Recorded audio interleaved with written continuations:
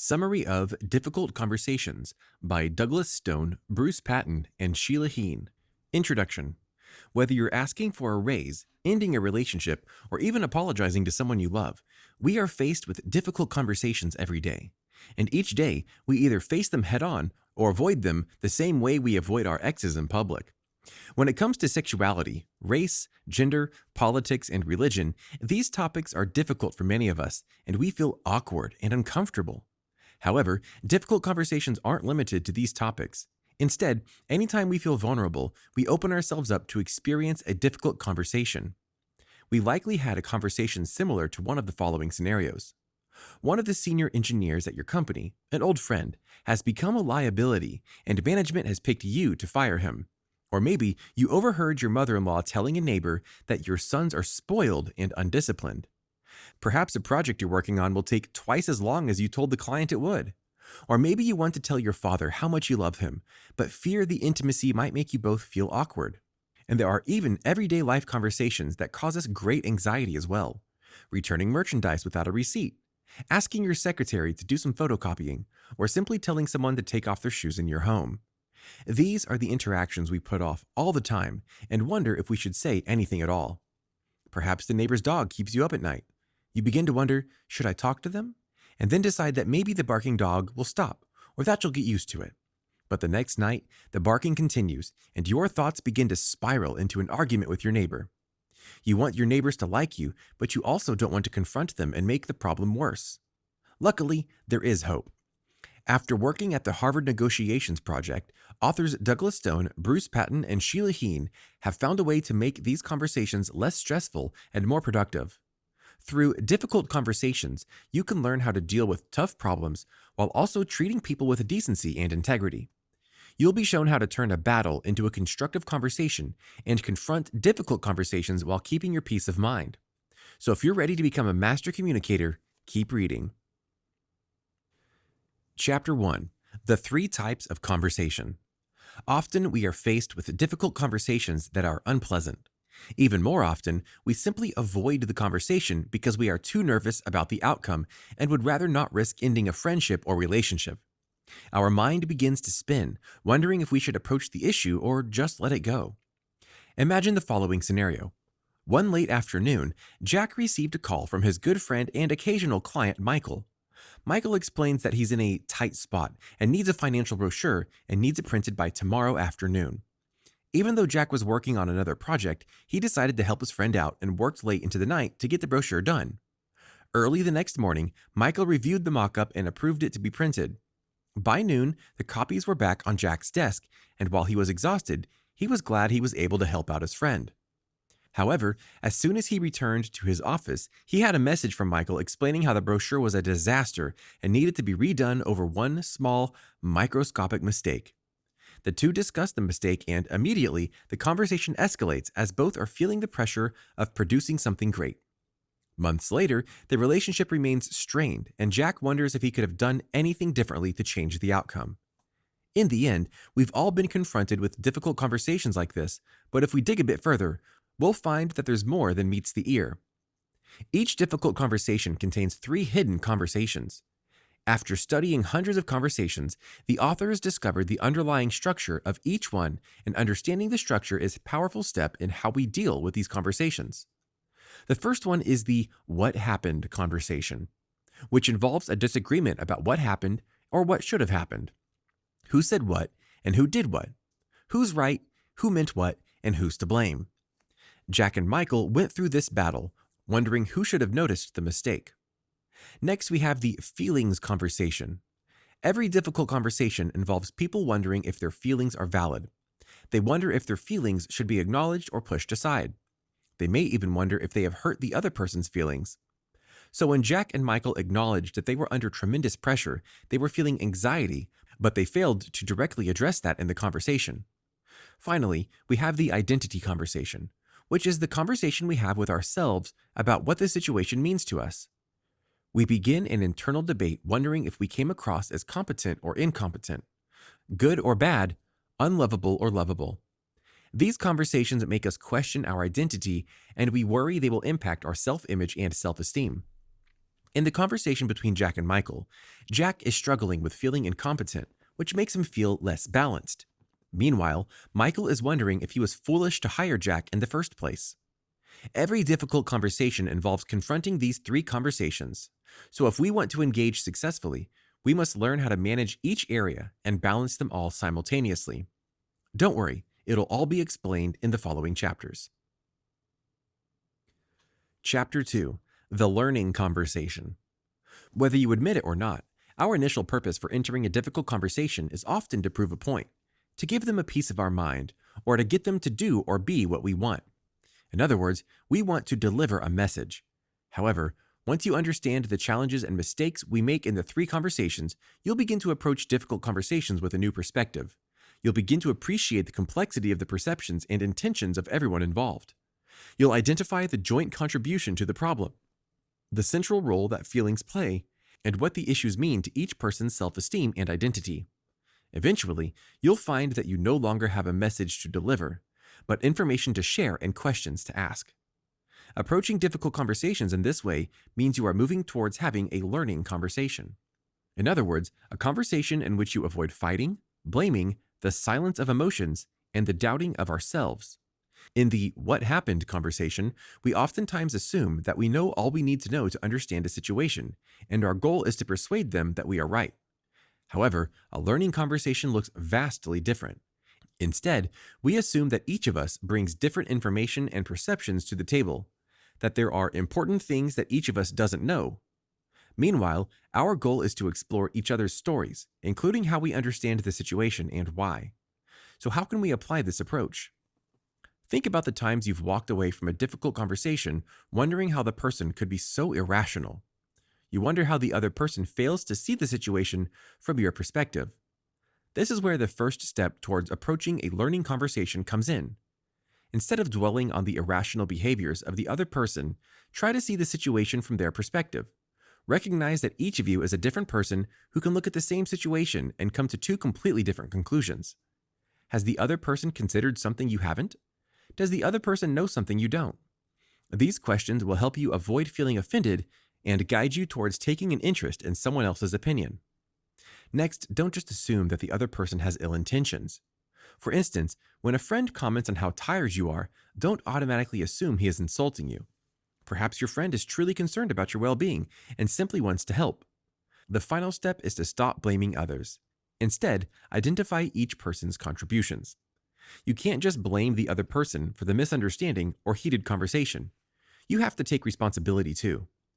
The best way to do this is to sit down with the other person and try working through the situation together. Where did the miscommunication begin? How did you both contribute to the mess? And finally, what can you both do to move forward? Chapter 3: Improving the Feelings Conversation. Now that you understand how to improve the "what's happened" conversation, it's next time to deal with our emotions. This may seem harder than it sounds. Our emotions are often uncontrollable, and we suppress them when feelings of embarrassment, hurt, or incompetency come forth. Luckily, the learning conversation can help us address these difficult emotions and acknowledge the power and importance of the other person's feelings, both expressed and unexpressed. But before you can address your emotions in difficult conversations, you must first dig deep inside yourself. Explore your emotional footprint and determine why you react the way you do. Ask yourself questions like, how did you learn which feelings were appropriate or inappropriate? How did you handle emotions as a child? And think about how your friends, family, or partner reacted to your emotions. Perhaps you've been told that you are needy after craving attention or intimacy. When you explore your emotional footprint, you'll discover and identify your true emotions. Next, it's time to negotiate those feelings. Recognize that your feelings can change depending on your perceptions and views. So if you find that you and your partner argue often, perhaps it's time to ask yourself about your assumptions about his intentions. Did you place unfair blame? Once you address the assumptions you make, you'll be able to change your perspective about the situation. For instance, perhaps you feel as if your partner is constantly nagging you about daily household chores. Ask yourself why you think he's constantly arguing with you. Does he feel that he's taking on the majority of the chores? Does he feel that he's doing his part and you're not doing yours? Or maybe he just wants you to show affection through daily acts of service. Finally, digging deep inside yourself and attempting to understand someone else is all futile if you keep everything inside. So share it. Share your feelings, the good and bad. So instead of fighting with your partner about daily chores and saying, I'm angry with you, say something like, what about the chores is important in our relationship? It makes me feel that you don't appreciate everything else I do around the house to contribute to this family and make me feel inadequate. Additionally, when you finally decide to express yourself, avoid accusatory exaggerations like you always or you never. Instead, share the information, reasoning, and experience behind your views and help your partner understand you, and then ask how he sees the situation differently. Chapter 4. Improving the Identity Conversation. When it comes to your identity, you can likely list off a few terms you would use to identify yourself. You might say that you are loyal, dependable, athletic, intelligent, etc. The problem is that we also use these terms in absolutes, meaning we limit ourselves to being either competent or useless, mean or kind, and capable or incapable of being loved. However, identities are never absolute. They aren't black and white, and as a result, difficult conversations can quickly make us question our identity. Our goal then becomes to protect our image. Sure, you should be able to identify yourself by listing off various traits. So think about which traits are the most important to you. Which ones are you most proud of and afraid of losing? For instance, perhaps you like your loyalty the most. You pride yourself on working hard for your friends, family, and even your job. Imagine then receiving an offer to work at a competing firm, an offer that pays more and is highly attractive. In this situation, you would become confused about your identity. Accepting the position would make you a disloyal person, right? Instead, challenge that thought. Does accepting the job make you disloyal? You've been loyal to your current boss for years. You're grossly underpaid, and taking the job would mean being able to provide more for your family. Wouldn't that mean you're still being loyal to your family? In other words, identities cannot be all or nothing, so we should stop wasting our time and energy challenging each person who makes us question our self-identity. Instead, complexify your identity by accepting the following 3 things about yourself. You will make mistakes, your intentions are complex, and you have contributed to the problem. When you accept that you will inevitably make mistakes, you'll begin to understand that other people make them too, and you'll feel more confident owning up to them. Another way to improve the identity conversation is to balance yourself. Remind yourself that you cannot control another person's reactions. Instead, you should prepare yourself for their reaction. Take time in advance to imagine the conversation and how they might respond. Think about how their responses may cause you to question your own identity. Think about whether it's okay to make them cry and determine how you will respond if they begin to attack your character or motivation. You can also prepare by imagining life in 3 months or 10 years from now. By then, the situation might not be so important. Look back and think about what you have learned from the conversation and determine how you think you'll handle it. Finally, you can take a break from the conversation. Sometimes, when you're too close to the problem or become overwhelmed by your identity, ask for some time to think about what they've said, even if it's just 10 minutes. Give yourself time to untangle your thoughts and weigh out all the information you have about yourself. Ask yourself, in what ways is what they're saying true? Chapter 5. Tell the third story. So when you begin a difficult conversation, it's important to remember that you should never begin with your side of the story. But why? Aren't you just sharing your perspective? The problem is that when we start with our story, we risk threatening the self-image of the other person. For example, when you tell your partner, what you said about me to your friends upset me, can easily be misinterpreted to you betrayed me either accidentally or intentionally because you failed to think before you spoke. Either way, this could result in your partner becoming defensive and aggressive to protect their identity of being a thoughtful, loyal partner. Instead, you should begin by telling a third story. Since the dialogue from your point of view is different from the other person's, it's best to begin telling the story as an impartial observer. For example, suppose your roommate hasn't been cleaning up their side of the room, leaving it quite messy. Instead of being accusatory and saying something like, "I'm so frustrated that you never clean up, and I have to constantly dodge your stuff," a third story would look like this. I believe we have 2 different perspectives of what our dorm should look like in the terms of cleanliness. With this approach, you aren't passing judgment, so your roommate won't feel the need to immediately become defensive. Instead, you can work toward a solution together. After you've introduced the conversation as a third story, it's time to extend an invitation. This is when you propose to have a conversation to either solve a problem or come to a mutual understanding. Check to see if this makes sense to your partner and invite them to join you in a conversation. Begin by letting them know that your goal is to understand their perspective better. Share your own and talk about how you will move forward.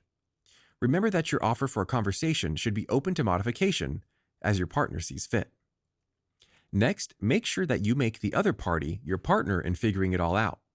You can do this by offering the role of the advisor and saying, "Can you help me understand?"